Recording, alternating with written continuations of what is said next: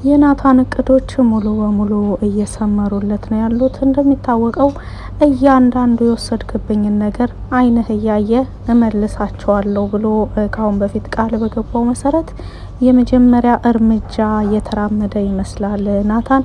ይህ ነገር ያፌትን እያስደነገጠው ይመስላል።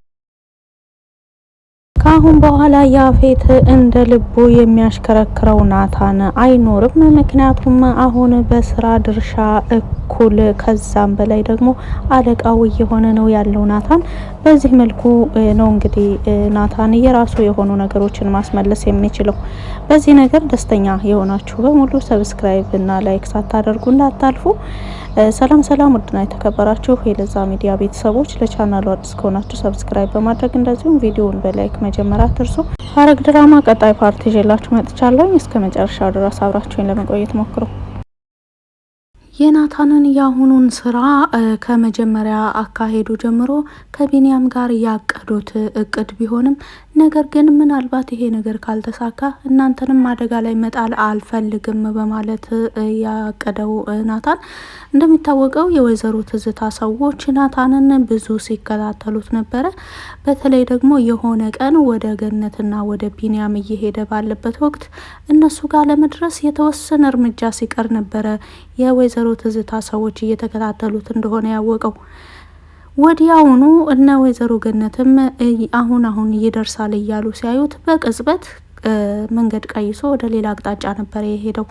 ለምን ሄደ ናታን ወደኛ እየመጣ አልነበር እንዴ ለምን ሄደ ብላ ወይዘሮ ገነት ቢኒያምን በወቅቱ ብትጠይቀውም አስቸኳይ ስልክ ተደውሎበት ይሆናል በማለት መልሶላታል። ከዛም በኋላ ምን ሆነህ ነው እኛ ጋር ደርሰህ አይተንህ ነበር እኮ ደርሰህ ነበር የት ሄድክ በማለትም ቢኒያም ለናታን ሲደውልለት አይ የዛች ሴትዮ ሰዎች እየተከታተሉኝ ነው እናንተንም አደጋ ላይ ለመጣል ነው ወደ ሌላ አቅጣጫ የሄድኩት በማለት ነግሮት ነበረ።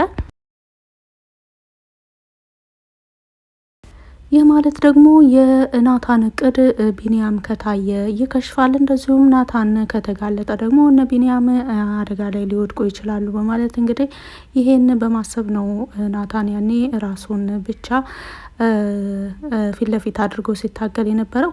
ነገር ግን ሰምሮለት እቅዱ ተሳክቶ ወደዛ ድርጅት በመግባት እንደዚሁም ደግሞ ከአሳልፍ ነው ፓርቲ ላይ እንዳያችሁት ከያፌት ጋር የስራ ውይይትም አድርገው ነበረ።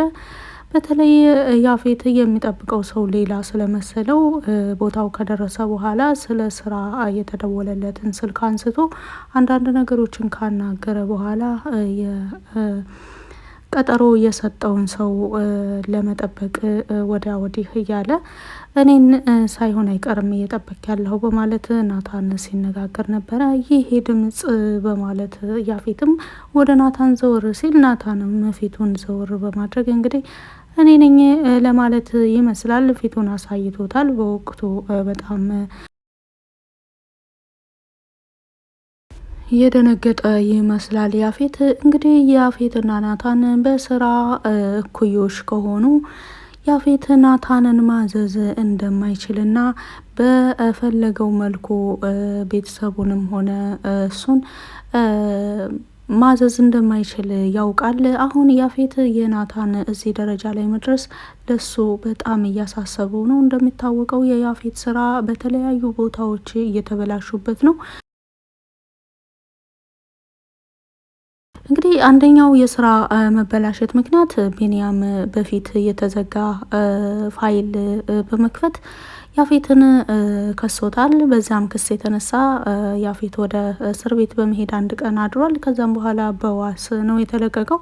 ይህ ማለት ይህን ክስ ያስነሳው ቢኒያም እንደመሆኑ ያፌት ከእስር ቤት በወጣ በተወሰኑ ሰዓታት ልዩነት ቢኒያም በዚህ መልኩ ሲታገት አሁንም መልሶ ሌላ ጥርጣሬ ያፌት ላይ ሆኖ ነበረ።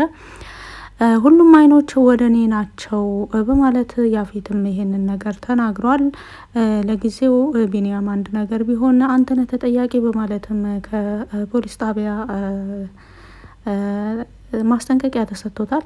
ለዛም ነው ቢኒያም ያለበት ቦታ ድረስ በመሄድ ይሄ ልጅ አንድ ነገር ሳይሆን ከዚህ ካለበት ወደ ቤተሰቡ በሩ ላይ ቤተሰቦቹ ቤት በር ላይ አድርሱትና ኑ በማለት ለነ ታሪኩ አዞ ያፌት ነው እንግዲህ ከአቤል ቤት ውስጥ ያወጣው። ቢንያምን ካየች ወዲህ የወይዘሮ ገነት ሁኔታ ምንም አይልም። አይኖቿን ማንቀሳቀስ ቢንያም ባለበት ሁሉ መዞር ጀምራለች። ይህ ማለት ደግሞ ቀስ በቀስ የሚስተካከል ነገር ነው። እንግዲህ ጽዮን ቢንያምን ለማስፈታት ከአሁን በፊት የቀዳቻቸውን ፋይሎች የአቤልን ድምጽ ከስልኳ ላይም ሆነ ከዳጊ ስልክ ላይ ለማጥፋት ተስማምታ ነበረ። ነገር ግን ይሄ ድርድሩ ሳያልቅ ነው ያፌት ቢንያምን ያስፈታው። እንደ አጋጣሚ ከዳጊ ጋር ለመነጋገር ወደ ቤታቸው ስትመጣ ጽዮን ቢንያም እነ ዳጊ ቤት ስታገኘው በወቅቱ በጣም ደስተኛ በመሆን ቢኒ በማለት እሱን ለማቀፍም ወደ እሱ ልትጠጋ ስትሞክር እንዳትነኪኝ፣ እንዳትጠጊኝ አሁን ቀጥ ስል ሁለተኛ ላይሽ አልፈልግም በማለት ሲያዛት ጽዮንም ተደናግጣ ትወጣለች። ቢንያምን በጣም ተናዶ እየጮከ ስለነበረ በጣም እንዳያመው ዳጊ በመምጣት አጎቱን በማረጋጋት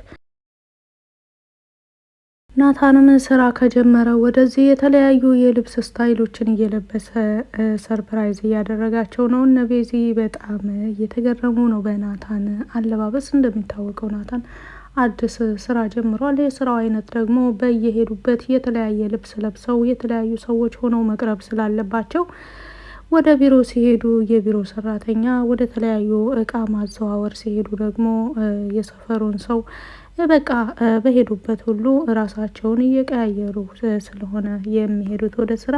ሰሞኑን ደግሞ በየቀኑ ነው እንደ ሌላ ስታይል የምታመጣው በማለት ቤዚ ለናታን ስትናገር ትስተዋላለች።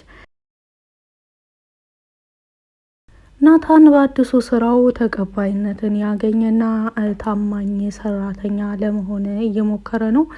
ይህን ስራውንም ሆነ ካሁን በፊት ባደረገችለት ኢንተርቪው እያንዳንዱ ንግግሩ ስላልዋሻት የእህቱን የጽዮንንም ሁኔታ እያንዳንዱ የት እንደምትሰራና የት እንደሚኖሩ ወይዘሮ ትዝታ ሁሉንም አጣርታለች።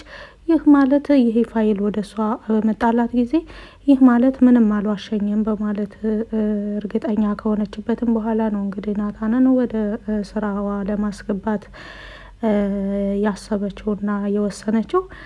ናታንም የተሰጠውን ስራ በተገቢ መልኩ እየሰራ ነው ያለው። እንግዲህ ወደ ማዘዋወር እቃ ወደ መረከብ ደርሷል። እቃውንም ሲረከብ አረጋግጦ እና ቼክ አድርጎ ነው የተቀበለው እና ወይዘሮ ትዝታ ናታን በሚያደርገው እያንዳንዱ እርምጃ እየተከታተለችው ስለሆነ በተለይ ደግሞ እጹን ሲቀበል ቼክ አድርጎ በመቀበሉ በጣም ደስተኛ ሆናለች። ምክንያቱም ማንኛውም አሰሪ አዲስ ሰራተኛ ሲቀጥር ስለዛ ሰራተኛ ጠበቅ ያለ ክትትል ያደርጋል። ከዛም በኋላ ነው እንግዲህ ወደ መተማመንና ወደዛ ስራ ሙሉ ለሙሉ መቀበል አለመቀበል የሚሄደው አሰሪና እንግዲህ ወይዘሮ ትዝታም እሷም እንደተናገረችው የትም ብትሄድ አይኖቼ አንተ ላይ ናቸው በማለትም አስጠንቅቃው ነበረ። ናታንም በተቻለ አቅም ወይዘሮ ትዝታን በታማኝነት እያገለገለ ይገኛል። ይበልጥ ደግሞ መተማመን ሲመጣ እዚሁ ቤቴ ውስጥ የተለያዩ ቢሮዎች አሉ፣ ወደዛ እየገባን ደግሞ ስራችንን የምንሰራ ይሆናል በማለትም እንግዲህ ብዙ ጊዜ ከቤት እንደማትወጣና ስብሰባ ስትጠራ ብቻ ወደ ቢሮ እንደምትሄድ ነግረዋለች። ራሴን አደጋ ላይ ላለመጣል ከቤት ብዙም አልወጣም፣ አስፈላጊ ነገር ሲሆን ደግሞ የተለያዩ ቢሮዎች እዚሁ ቤቴ ግቢ ውስጥ ይኖራሉ። እነዛን ደግሞ አንተ በስራህ በጣም ውጤታማ ስትሆንና ታማኝ ስትሆን የማሳይህ ይሆናል ብለዋለች። ጽዮን ቢንያም አልፈልግሽም ላይሽ አልፈልግም ካላት ወደዚህ በጣም ስሜታዊ ሆናለች። በጣም እየጠጣች እየሰከረች ያለችበት ሁኔታ ላይ ነው ያለው። ሌላ እነ ሂዊ ያሉበት ሁኔታ ዛሬ እጥፍ የሆነ ገቢ መፍጠር አለባቸው ተብለው እንግዲህ ወደ ስራ ወጥተዋል። ወደ ስራም ከወጡ በኋላ የተለያዩ ሰዎች እየመጡ ታያለች። እንደዚሁም ደግሞ አዲስ ነሽ ወይ ለቤቱ አይቼሽ አላውቅም ሲላት ሂዊን አይ ቆይቻለሁ፣ ያውም ከዚህ ቤት ብዙም አልጠፋም ነበረ ግን አይቼህ አላውቅም በማለት የሆነ ሰው ተዋውቃለች። እንደዚሁ ጓደኛዋም እባክህ እርዳኝ ወድጄ አይደለም ታግቼ ነው በማለት እዛ መጠጥ ቤት ለመጣው ሰው ነግረዋለች። ሰውየው ግን የመለሰላት ለወቅቱ አታስቢ አትፍሪ በማለት ነበር የመለሰላት። ሂዊም አንድ ነገር ያቀደች ይመስላል። ሂዊ ከመጠጥ ቤቱ እዚህ የቆየሁና እዚሁ ደንበኛ ነኝ ለማለት የፈለገችበት ትልቅ ምክንያት አላት። ምክንያቷን ደግሞ በሚቀጥለው ፓርት ላይ የምናየው ይሆናል። ስላዳመጣችሁኝ ከልብ አመሰግናለሁ። መልካም ጊዜ